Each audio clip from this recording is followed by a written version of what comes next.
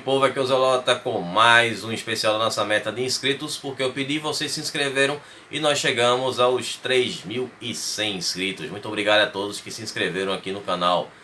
E no vídeo de hoje nós vamos ter muito conteúdo, batalhas contra os romanos, disputas pelo trono, vamos conhecer os inimigos do leste, que eram muitos, e também vamos ver o período dos reinados do Sapor II até o reinado do Isdigerdes I. Então tem muita coisa para a gente ver nesse vídeo de hoje.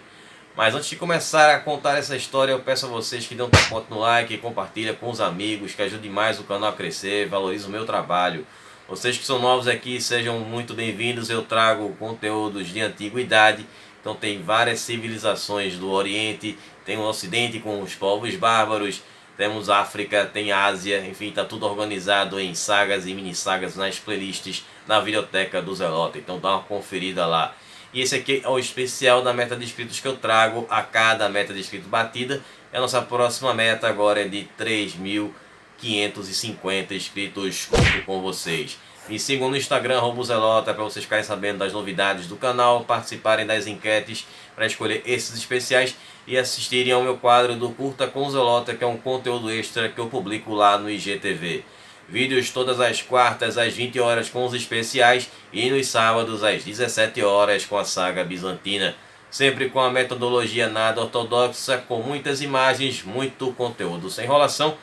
Então vamos agora para o conteúdo de hoje, que tem muita coisa para a gente ver. Então se você não assistiu o vídeo anterior, eu recomendo que você vá lá, assista, eu vou deixar o card aqui em cima, depois você volta para cá para poder entender melhor a história, que eu vou continuar a partir do ponto em que o Sapor I vai para o mundo além de vida e vamos ter aí uma disputa pelo trono, uma briga pela sucessão.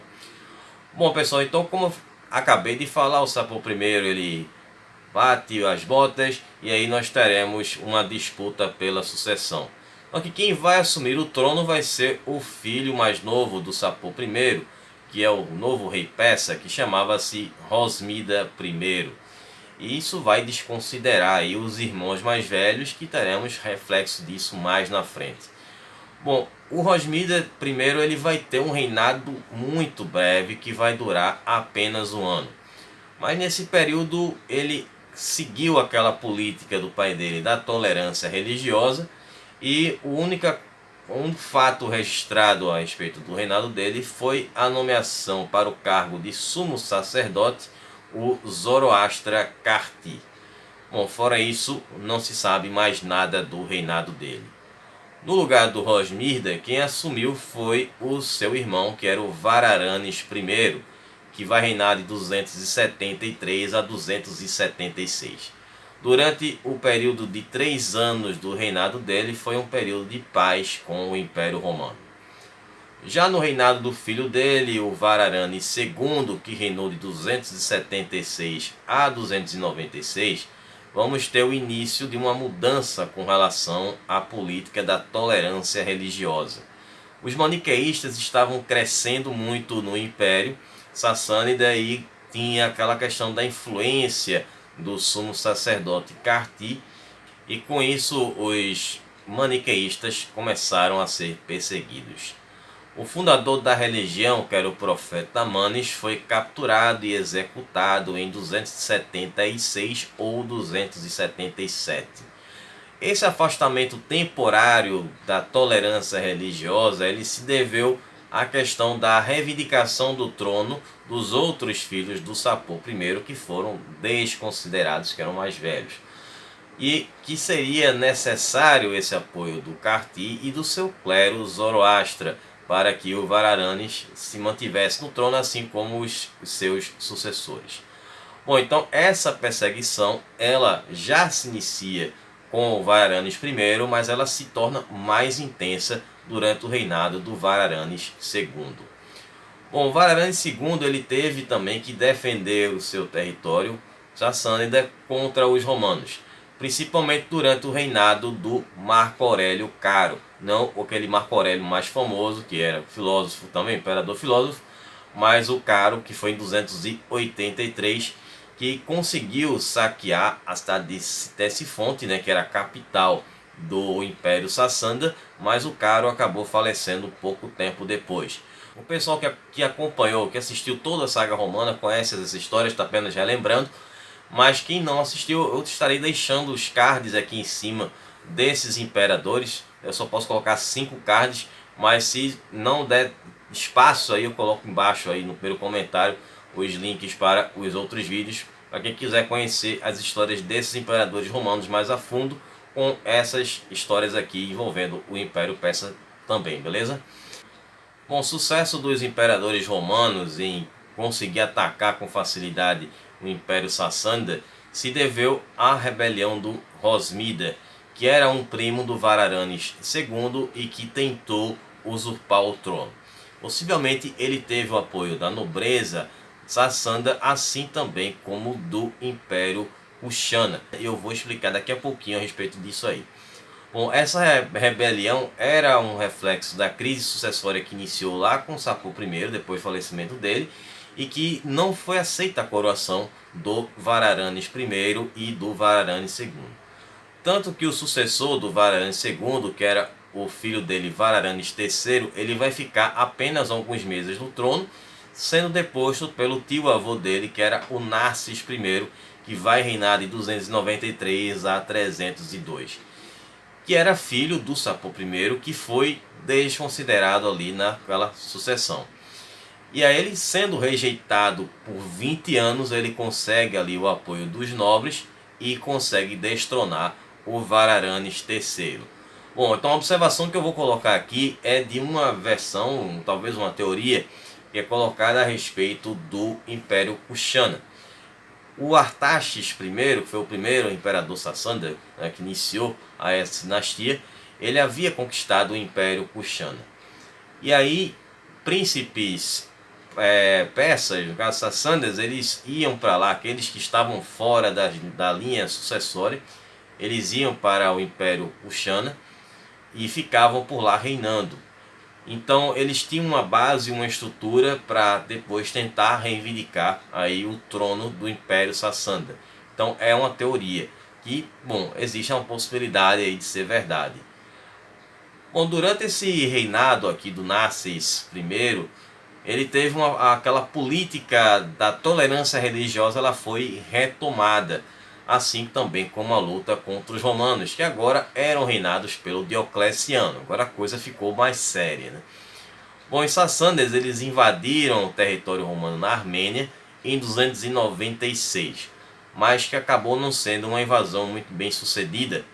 Os sassânidas foram derrotados pelo Galério, que era o César, ou seja, o vice-imperador do Diocleciano. E aí em 298, os sassânidas foram forçados a fazer um acordo de paz que ficou conhecido como a Paz de Nisibis.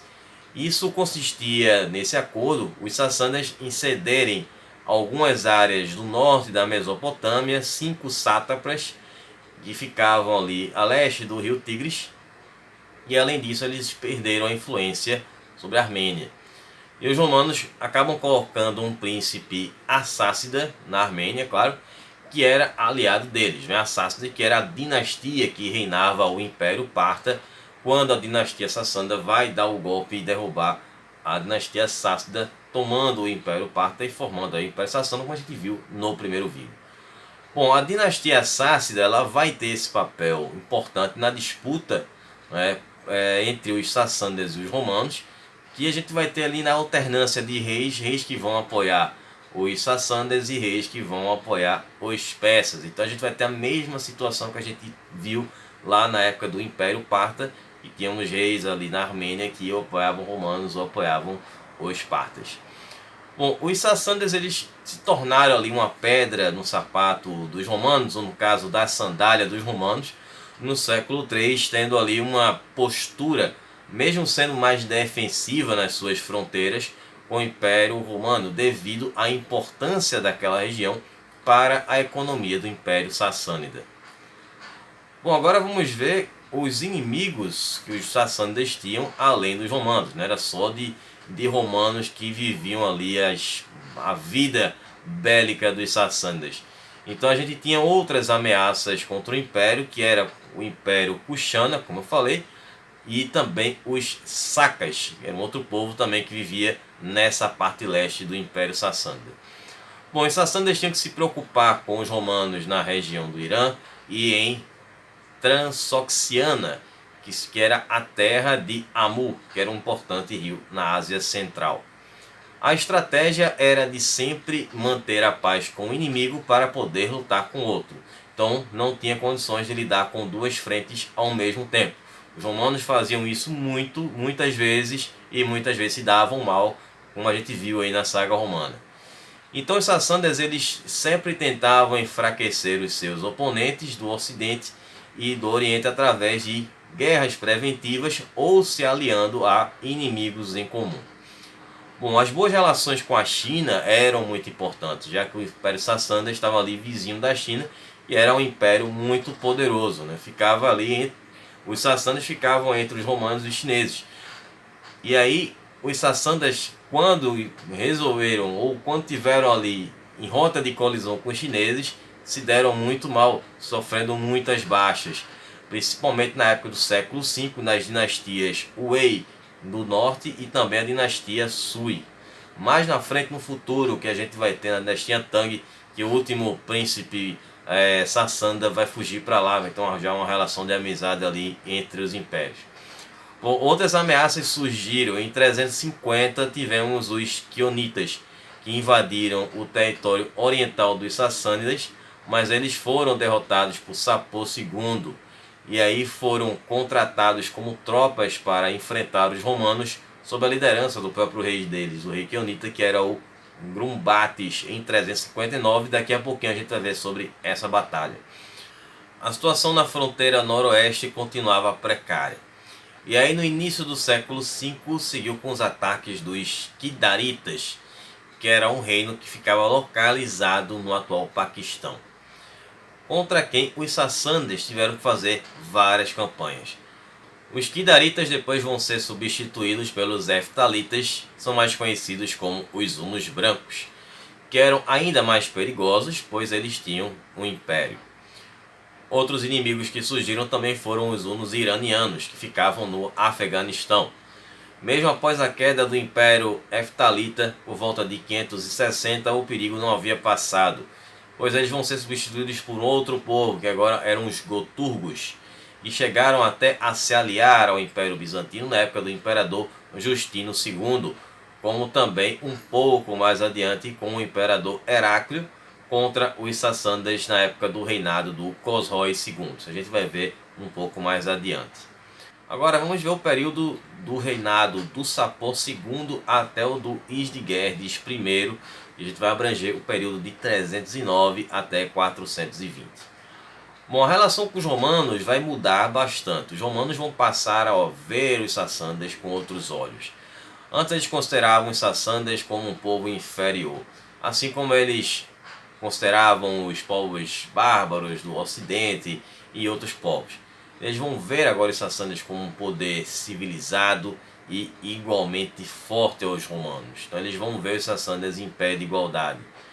Os romanos não viam os sassânidas como eles viam os espartas, os teutões e outras tribos, né, que eles consideravam ali bárbaros. Não tinha essa igualdade como eles consideravam os sassânidas. E aí durante o reinado do Rosmida II, que foi de 302 a 309, quase nada se sabe sobre o reinado dele, mas após ele falecer, o império passou ali por mais um período de disputa pela sucessão. E o Rosmida teve vários filhos, então vamos ter ali os 3 filhos que vão brigar pelo trono. Só que é o seguinte, o primeiro vai ser ali eliminado pela nobreza, vão dar cabo dele. O segundo vai ser cegado. E o terceiro, com medo de ter o mesmo destino ou parecido, que era também chamado de Rosmida, acabou fugindo para o lado do Império Romano. E acabou que eles decidiram pelo novo sucessor, que era o Sapor II. Só que tem um detalhe, o Sapor II ainda não havia nascido. Ele vai ser coroado como o novo rei dos sassânidas ainda no ventre da mãe dele. E eu vou contar os detalhes dessa coroação no Curta com o Zelota. Então não percam o vídeo que eu vou postar amanhã lá no IGTV. Mas segundo aqui, o Sapor II ele foi coroado em 309, mas ele só vai assumir em 325.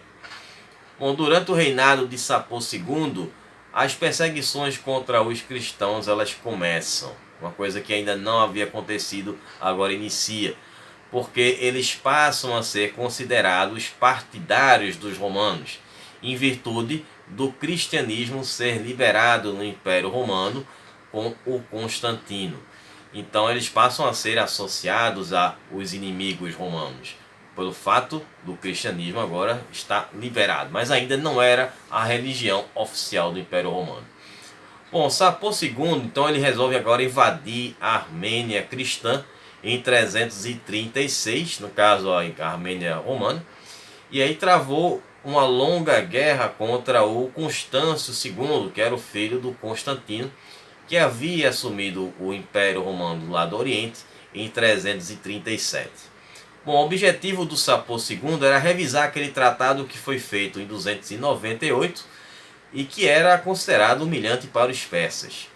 Bom, Sapor II ele vai ter umas vitórias, derrotas, vai ficar nessa alternância até ele conseguir conquistar a cidade de Nisibis, que ele chegou a sitiar por 3 vezes.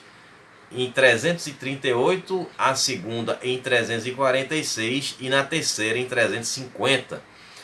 Bom, Constâncio II ele conseguiu ainda manter boa parte da fronteira romana do Oriente, tendo uma estratégia defensiva. Mas o Sapor II teve que interromper a luta contra os romanos porque a coisa no lado do noroeste do Império Sassânida voltou a esquentar de novo. Como já falei, eles não lutavam em 2 frentes. E aí em 350 ele voltou a se focar ali no lado do noroeste do Império por conta dos quionitas, que voltaram a atacar os sassânidas, e o Sapor II fez uma campanha forçando os quionitas a se renderem e fazer um acordo em 358. E eles acabam sendo incorporados ao Império Sassânida e que seriam utilizados na próxima campanha contra os romanos.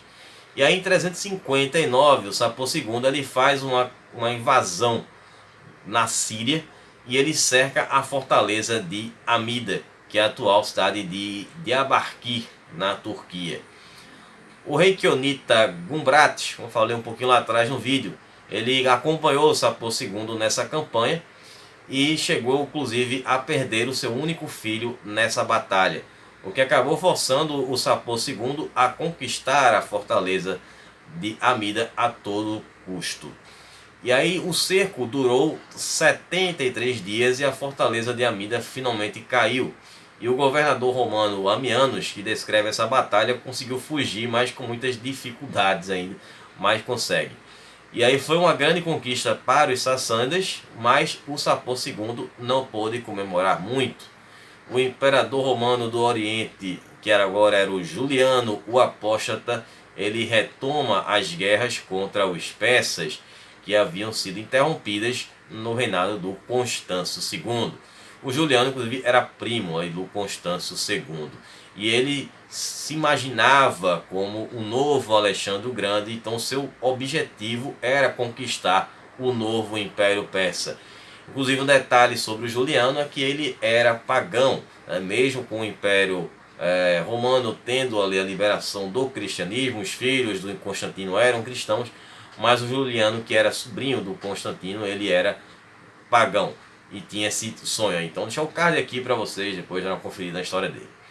Bom, então Juliano ele invadiu a Mesopotâmia em março de 366 com um exército que levavam 65 mil homens, mas sempre, como eu digo na antiguidade, os historiadores gostam de exagerar nos números. Bom, e era justamente o imperador romano que o Sapor II mais estava evitando enfrentar naquele momento. Mas aí o Juliano vai chegar a bater na porta de Sapor II em Ctesifonte. Mas aí o Juliano ele consegue cruzar o Eufrates, invade a Mesopotâmia, mas quando ele chega em Ctesifonte ele acaba tendo que voltar a contragosto porque os romanos não haviam levado um equipamento para um cerco. Então eles tinham tudo para fazer um cerco em Ctesifonte e acabar com o Império Sassânida. E aí eles acabam tendo que retornar. E esse tempo do Juliano retornar para Constantinopla foi o tempo que o Sapor II teve para organizar o seu exército e atacar os romanos enquanto eles voltavam. E os romanos estavam com poucos suprimentos, parte do exército tinha ido para a Armênia, e aí o cansaço da viagem eles foram pegos de surpresa. E aí, nessa batalha, o Juliano, o apóstolo, se eu não me engano, me falha a memória, ele foi atingido por uma lança e acabou falecendo nessa batalha em 26 de julho de 366, deixando ali o exército romano em uma situação desesperadora. Então o braço direito dele, que era o Joviano, que era seu general, que inclusive vai vir a se tornar o novo imperador do Oriente, do Império Romano do Oriente no caso, ele teve que assumir o controle da situação e fazer um acordo de paz com os persas, devolvendo ali aqueles territórios dos quais haviam sido perdidos naquele acordo feito com o Galério, e que agora o Sapor II consegue retomar de volta para o Império Sassânida, né, que seriam aquelas províncias do rio Tigres e também a parte norte da Mesopotâmia. Bom, só um detalhe que o Juliano também, o apóstolo, foi o último membro da família do Constantino a reinar o Império Romano. Bom, o Sapor II ele consegue empurrar ali as fronteiras de volta para o oeste, né, além de ter conquistado Nísibis. Então ele saiu com um saldo muito positivo. Porém, a Armênia continua sendo ali um ponto de discórdia entre os romanos e os persas. A questão ela vai ser resolvida momentaneamente durante o reinado do Artaxerxes II, que era o filho e sucessor do Sapor II, que assumiu o trono em 379 e ficou até 383. Ele consegue conquistar a Armênia, mas ela seria novamente disputada com o imperador romano do Oriente, que era o Teodósio, a princípio do Oriente, depois ele, quando se torna o único imperador, ele unifica o Império Romano. E aí depois, na época do Sapor III, em 383 e 388, vai ser feito um acordo com o Teodósio em 387 para dividir a Armênia entre os dois impérios, um lado para o Império Romano, outro lado para o Império Sassânida. Mas a divisão acabou sendo mais vantajosa para os sassânidas, que ficou com a maior parte da Armênia, onde eles fundaram a região chamada de Persamênia. Bom, o século V foi um período de paz entre os dois impérios, do Império Romano e o Império Sassânida, até a chegada do reinado do imperador romano do Oriente, o Teodósio II, que era o filho do Teodósio, que havia deixado como herança para os seus filhos. Ele resolveu dividir o império mais uma vez, o lado do Ocidente ficando com o famoso Honório, né, que eu sempre fico aqui no canal tirando com o Honório, né, não fazia nada, e o lado do Oriente com o Teodósio II. Mas o Teodósio foi o último grande imperador romano. Bom, então isso aconteceu durante o reinado do Vararane IV, que reinou de 388 a 399. E nessa época houve uma invasão dos hunos em 395, em que eles ocuparam boa parte da Mesopotâmia, assim também como o lado ocidental do Império Romano, que quem estava lá era o Honório, né? E aí o resto, para quem viu ali Saga Romana, viu os vídeos sobre visigodos e tal, tem os detalhes dessas situações que aconteceram na Gália. Bom, então, como eles tinham agora o inimigo em comum, seria interessante ali uma aproximação maior entre os dois impérios, né? Bom, agora vamos para o reinado de Isdigedes I, que foi de 399 a 420, que foi um reinado, um período bom ali para as minorias persas, né? Ele era um rei de mente aberta e que respeitava muito ali os cristãos e também os judeus. Foi feito inclusive um concílio, que foi o concílio Seleucia Seitifonte em 410, e foi um concílio que reconheceu a comunidade cristã no Império Sassânida e ficou conhecida como a Igreja do Oriente. Bom, embora ainda tivesse algumas perseguições ou outras, parte dos zoroastras, mas como a resposta a algumas provocações dos cristãos que agora estavam sentindo ali a vontade dentro do Império Sassânida, aconteceu uma situação, né, em 420 que levou a coisa a ficar mais pesada. Os Sassânidas, os zoroastras, no caso, haviam construído um templo que seria o Templo do Fogo, que é um templo muito importante para o zoroastrismo, e que, a mando de um bispo cristão, esse templo foi destruído, estava próximo ali da comunidade cristã, e que os cristãos se negaram ali a fazer as pazes com os zoroastras. E aí essa situação levou ali um desconforto para o Oswiegerd I, que começou a sofrer uma pressão forte do clero zoroastriano. E inclusive ele vai receber um apelido que era de O Pecador na tradição persa, que era uma propaganda feita pelo clero zoroastra, que estava temendo perder a sua influência dentro do império. O Oswiegerd também tentou ali conter o poder da alta nobreza, que havia crescido muito durante os últimos reis que eu mencionei aqui as histórias. E ele acaba conseguindo manter uma boa relação com todos os lados, com os zoroastras, com os cristãos, com a nobreza. Enfim, ele foi um cara que conseguiu manter ali um bom equilíbrio entre todos esses lados que tinham lá dentro do Império Sassânida. Bom, as moedas do reinado do Oswiegerd I tinha escrito essa palavra que era Ramsar, que significa quem mantém a paz em seu reino, que era uma das ideias mais antigas do Avesta, que era o livro sagrado do zoroastrismo. Bom, espero que vocês tenham gostado, que vocês tenham entendido muito conteúdo, muitas histórias, muitas datas, enfim, muitos personagens revisitando aí a saga romana. E estarei retornando com a terceira parte da história do Império Persa, onde nós vamos ver o período do reinado do Vararanes V até o Cavades I. Vamos ver o Cosroes I no poder. Teremos o período do Cosroes II e a guerra contra o Império Bizantino do Imperador Heráclio. Bom, estaremos também nos encontrando lá no IGTV. Quem quiser saber mais a respeito dessa curiosa história da coroação do Sapor II, eu vou contar lá no Culta com o Zelota, que já está saindo amanhã. Mas se você quiser assistir hoje, você pode ver aqui no acampamento Zelota. Você pode assistir os vídeos com antecedência e também dar um apoio aqui para o canal, beleza? E também no sábado tem a saga bizantina, que vamos ver a segunda parte do reinado do Manuel I. Beleza? Então vou ficar por aqui. A gente se vê agora no próximo sábado às 17 horas lá com a saga bizantina. Para quem não acompanha a saga bizantina, eu deixo o convite. Ou se você não quer assistir saga bizantina, quer ficar só vendo os especiais, então a gente se vê na próxima quarta. Beleza? Então um abraço do Zelota, até lá, falou pessoal.